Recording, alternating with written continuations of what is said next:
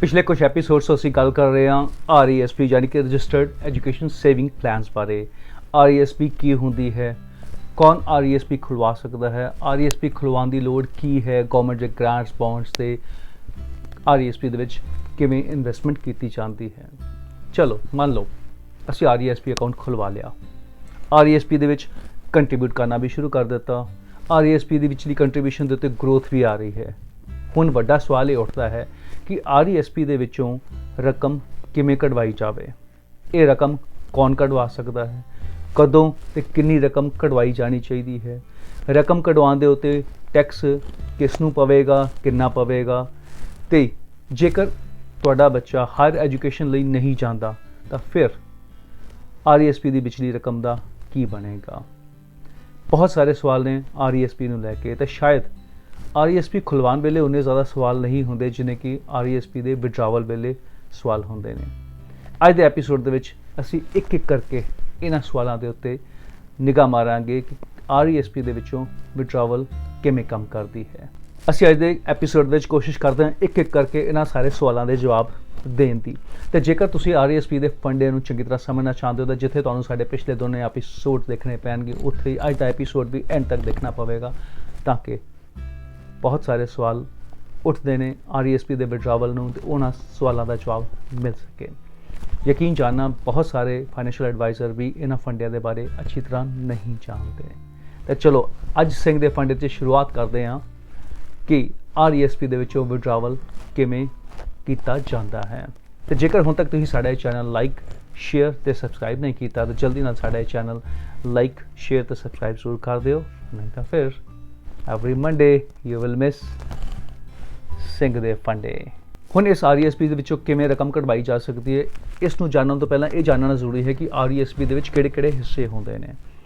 ਜਿਵੇਂ ਕਿ ਪਹਿਲਾ ਹਿੱਸਾ ਹੈ ਤੁਹਾਡੀ ਕੰਟਰੀਬਿਊਸ਼ਨ, ਜੋ ਕਿ ਐਜ਼ ਅ ਸਬਸਕ੍ਰਾਈਬਰ ਤੁਸੀਂ ਕੰਟਰੀਬਿਊਟ ਕਰਦੇ ਹੋ।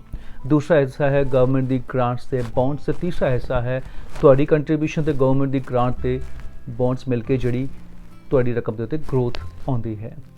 ਹੁਣ ਇਸ ਕਨਸੈਪਟ ਨੂੰ ਸਮਝਣਾ ਇਸ ਲਈ ਜ਼ਰੂਰੀ ਹੈ ਕਿ ਇਹਨਾਂ ਤਿੰਨਾਂ ਦੇ ਉੱਤੇ ਇਨਕਮ ਟੈਕਸ ਦੇ ਅਲੱਗ-ਅਲੱਗ ਰੂਲ ਅਪਲਾਈ ਹੁੰਦੇ ਨੇ।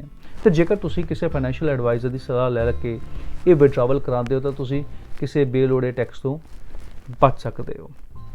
ਹੁਣ ਇਹਨਾਂ ਦੀ ਕੰਟਰੀਬਿਊਸ਼ਨ ਤੋਂ ਬਾਅਦ ਵਿਡਰਾਵਲ ਦੇ ਜਿਹੜੇ ਰੂਲਸ ਨੇ, ਅਗਰ ਤੁਸੀਂ ਉਸ ਨੂੰ ਸਮਝਦੇ ਹੋ ਤਾਂ ਫਿਰ ਤੁਸੀਂ ਇਹ ਯਕੀਨੀ ਬਣਾ ਲਓਗੇ ਕਿ RESP ਦੇ ਵਿਡਰਾਵਲ ਦੇ ਵਿੱਚ ਕਿਹੜਾ ਹਿੱਸਾ ਤੁਸੀਂ ਕਦੋਂ ਕਢਵਾਉਣਾ ਹੈ ਤਾਂ ਕਿ ਬੇਲੋੜੇ ਟੈਕਸ ਤੋਂ ਬਚਿਆ ਜਾ ਸਕੇ।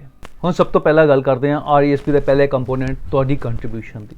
ਹੁਣ ਤੁਹਾਡੀ ਕੰਟਰੀਬਿਊਸ਼ਨ ਤੁਹਾਡੀ ਆਫਟਰ ਟੈਕਸ ਇਨਕਮ ਦੇ ਵਿੱਚੋਂ ਕੀਤੀ ਜਾਂਦੀ ਹੈ। ਇਸ ਲਈ ਜੇਕਰ ਤੁਸੀਂ ਆਪਣੀ ਕੰਟਰੀਬਿਊਸ਼ਨ ਕਢਵਾਉਣਾ ਚਾਹੁੰਦੇ ਹੋ ਤਾਂ ਉਸ ਦੇ ਉੱਤੇ ਕੋਈ ਵੀ ਟੈਕਸ ਨਹੀਂ ਪਵੇਗਾ। ਹੁਣ ਚਾਹੇ ਤੁਹਾਡਾ ਬੱਚਾ ਹਾਇਰ ਐਜੂਕੇਸ਼ਨ ਲਈ ਜਾਵੇ ਜਾਂ ਨਾ ਜਾਵੇ, ਤੁਸੀਂ ਅਗਰ ਆਪਣੀ ਕੰਟਰੀਬਿਊਸ਼ਨ ਕਢਵਾਓਗੇ ਤਾਂ ਤੁਹਾਨੂੰ ਉਸ 'ਤੇ ਟੈਕਸ ਨਹੀਂ ਪਵੇਗਾ। ਇਸ ਨੂੰ ਪੋਸਟ ਸੈਕੰਡਰੀ ਐਜੂਕੇਸ਼ਨ ਵਿਡਰਾਵਲ ਕਹਿੰਦੇ ਆ। ਇਹ ਪੋਸਟ ਸੈਕੰਡਰੀ ਐਜੂਕੇਸ਼ਨ ਵਿਡਰਾਵਲ ਤੁਹਾਡੀ ਹੀ ਕੰਟਰੀਬਿਊਸ਼ਨ ਹੁੰਦੀ ਹੈ, ਜਿਸ ਨੂੰ ਕਿ ਤੁਸੀਂ ਚਾਹੋ ਤਾਂ ਇੱਕ ਮੁਸ਼ਤ ਯਾਨੀ ਕਿ ਲੰਪਸਮ ਕਢਵਾ ਸਕਦੇ ਹੋ, ਜਾਂ ਤੁਸੀਂ ਚਾਹੋ ਤਾਂ ਥੋੜ੍ਹਾ ਥੋੜ੍ਹਾ ਕਰਕੇ ਕਢਵਾ ਸਕਦੇ ਹੋ, ਪਰ ਇਸ 'ਤੇ ਕੋਈ ਟੈਕਸ ਨਹੀਂ ਪਵੇਗਾ। ਪਰ ਇੱਥੇ ਇੱਕ ਫੰਡਾ ਧਿਆਨ ਰੱਖਣ ਵਾਲਾ ਹੈ, ਉਹ ਇਹ ਕਿ ਜੇਕਰ ਤੁਸੀਂ ਇਹ ਪੋਸਟ ਸੈਕੰਡਰੀ ਐਜੂਕੇਸ਼ਨ ਵਿਡਰਾਵਲ ਬੱਚੇ ਦੀ ਪੋਸਟ ਸੈਕੰਡਰੀ ਐਜੂਕੇਸ਼ਨ ਤੋਂ ਪਹਿਲਾਂ ਕਢਵਾ ਲੈਂਦੇ ਹੋ ਤਾਂ ਫਿਰ ਤੁਹਾਨੂੰ ਗਵਰਨਮੈਂਟ ਤੋਂ ਮਿਲੀਆਂ ਗ੍ਰਾਂਟਸ ਤੇ ਬੌਂਡਸ ਵਾਪਿਸ ਕਰਨੇ ਪੈਣਗੇ। RESP ਵਿਡਰਾਵਲ ਦੇ ਵਿੱਚ ਦੂਸਰਾ ਵੱਡਾ ਕੰਪੋਨੈਂਟ ਹੈ EAP ਯਾਨੀ ਕਿ ਐਜੂਕੇਸ਼ਨਲ ਅਸਿਸਟੈਂਟ ਪੇਮੈਂਟਸ। ਹੁਣ ਇਹ EAP ਸਿਰਫ ਬੈਨੀਫਿਸ਼ਰੀਜ਼ ਨੂੰ ਹੀ ਮਿਲ ਸਕਦੀਆਂ ਨੇ।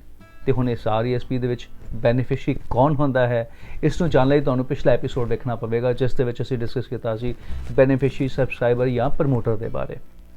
ਹੁਣ ਇਸ EAP ਪੇਮੈਂਟਸ ਦੇ ਵਿੱਚ ਕੀ ਸ਼ਾਮਿਲ ਹੁੰਦਾ ਹੈ?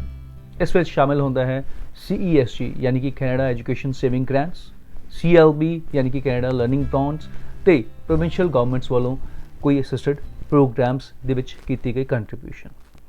ਹੁਣ ਇਸ RESP ਦੇ ਵਿੱਚ, RESP ਦੇ ਵਿਡਰਾਵਲ ਦੇ ਵਿੱਚ EAP ਜਾਂ ਫਿਰ ਤੁਹਾਡੀ ਕੰਟਰੀਬਿਊਸ਼ਨ 'ਤੇ ਹੋਈ ਗਰੋਥ ਨੂੰ ਸਮਝਣਾ ਇਸ ਲਈ ਜ਼ਰੂਰੀ ਹੈ ਕਿਉਂਕਿ ਇਹਨਾਂ ਦੇ ਉੱਤੇ ਟੈਕਸ ਲੱਗ ਸਕਦਾ ਹੈ। ਜਿਵੇਂ ਕਿ ਮੈਂ ਕਿਹਾ ਕਿ EAP ਸਿਰਫ ਬੈਨੀਫਿਸ਼ਰੀਜ਼ ਨੂੰ ਹੀ ਮਿਲ ਸਕਦੀ ਹੈ, ਪਰ ਇਸ EAP ਨੂੰ ਲੈਣ ਲਈ ਕੁਝ ਹੋਰ ਵੀ ਸ਼ਰਤਾਂ ਨੇ। ਜਿਵੇਂ ਕਿ EAP ਲੈਣ ਸਮੇਂ ਬੈਨੀਫਿਸ਼ਰੀ ਕੈਨੇਡੀਅਨ ਰੈਜ਼ੀਡੈਂਟ ਹੋਣਾ ਚਾਹੀਦਾ ਹੈ ਤੇ ਇਹਨਾਂ ਦੋਨਾਂ ਦੇ ਵਿੱਚੋਂ ਕੋਈ ਇੱਕ ਕੰਡੀਸ਼ਨ ਪੂਰੀ ਹੋਈ ਹੋਣੀ ਚਾਹੀਦੀ ਹੈ ਕਿ ਸਟੂਡੈਂਟ ਜਾਂ ਬੈਨੀਫਿਸ਼ਰੀ ਨੇ ਕਿਸੇ ਕੁਆਲੀਫਾਈਡ ਐਜੂਕੇਸ਼ਨ ਪ੍ਰੋਗਰਾਮ ਨੂੰ ਜੁਆਇਨ ਕੀਤਾ ਹੋਵੇ, ਜਾਂ ਫਿਰ ਬੈਨੀਫਿਸ਼ਰੀ ਦੀ ਉਮਰ ਘੱਟ ਤੋਂ ਘੱਟ 16 ਸਾਲ ਹੋਵੇ ਤਾਂ ਉਸਨੇ ਕੋਈ ਸਪੈਸੀਫਾਈਡ ਐਜੂਕੇਸ਼ਨ ਪ੍ਰੋਗਰਾਮ ਦੇ ਵਿੱਚ ਐਨਰੋਲਮੈਂਟ ਕੀਤੀ ਹੋਵੇ। ਹੁਣ ਕੁਆਲੀਫਾਈਂਗ ਐਜੂਕੇਸ਼ਨ ਪ੍ਰੋਗਰਾਮਸ ਉਹ ਪ੍ਰੋਗਰਾਮਸ ਹੁੰਦੇ ਨੇ ਜਿਹੜੇ ਕਿ ਲਗਾਤਾਰ 3 ਹਫ਼ਤੇ ਤੱਕ ਚੱਲਦੇ ਨੇ ਤੇ ਉਸ ਦੇ ਵਿੱਚ ਹਰ ਹਫ਼ਤੇ ਘੱਟ ਤੋਂ ਘੱਟ 10 ਘੰਟੇ ਦੀ ਪੜ੍ਹਾਈ ਲਾਜ਼ਮੀ ਹੋਵੇ।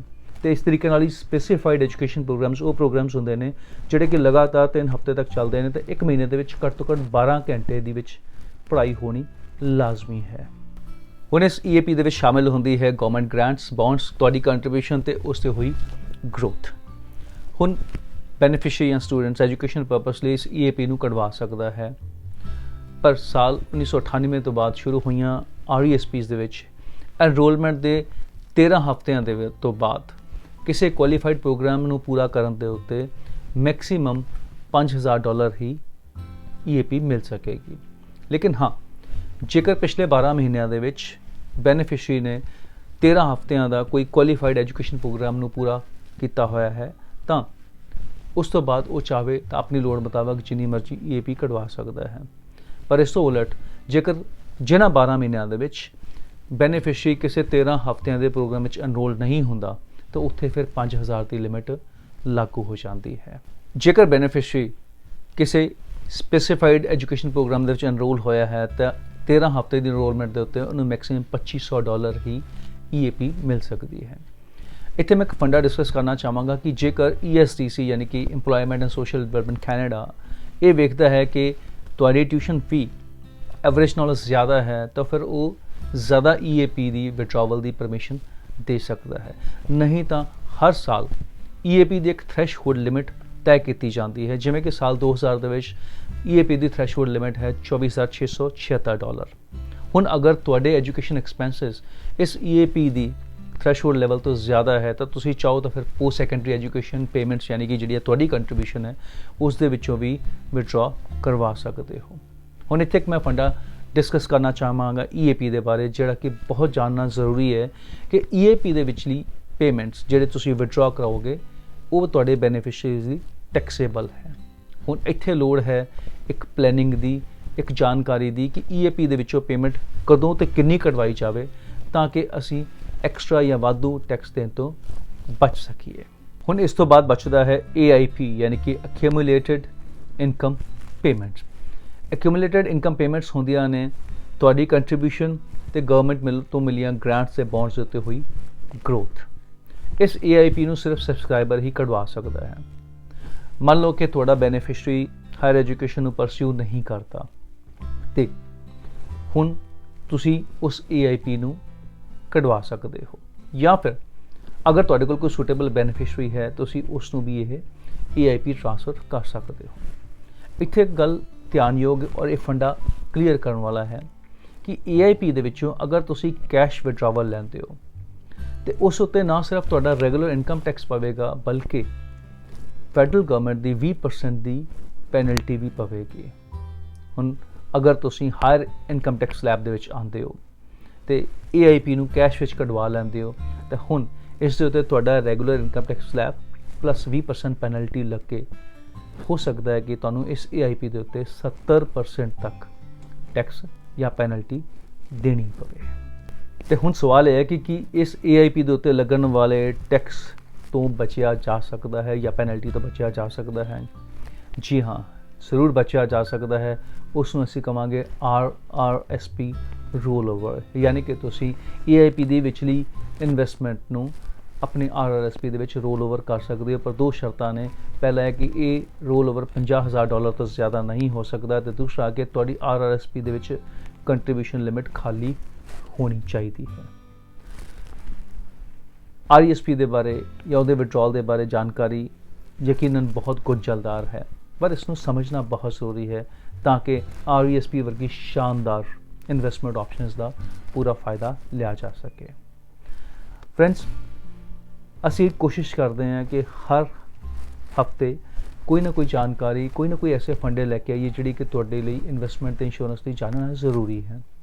ਪਰ ਇਸ ਲਈ ਇੱਕ ਚੀਜ਼ ਬਹੁਤ ਜ਼ਰੂਰੀ ਹੈ ਕਿ ਤੁਸੀਂ ਸਾਡਾ ਇਹ ਚੈਨਲ ਲਾਈਕ ਸ਼ੇਅਰ ਤੇ ਸਬਸਕ੍ਰਾਈਬ ਜ਼ਰੂਰ ਕਰੋ, ਤਾਂ ਕਿ ਇਹ ਮੈਸੇਜ ਹਰ ਉਸ ਪੇਰੈਂਟ ਤੱਕ ਪਹੁੰਚ ਸਕੇ ਜਿਹੜੇ ਕਿ ਆਪਣੇ ਬੱਚਿਆਂ ਦੇ ਫਿਊਚਰ ਲਈ ਪਲੈਨਿੰਗ ਕਰਨਾ ਚਾਹੁੰਦੇ ਨੇ, ਜਿਹੜੇ ਕਿ ਆਪਣੇ ਬੱਚਿਆਂ ਦੀ ਸੇਵ ਕਰਨਾ ਚਾਹੁੰਦੇ ਨੇ।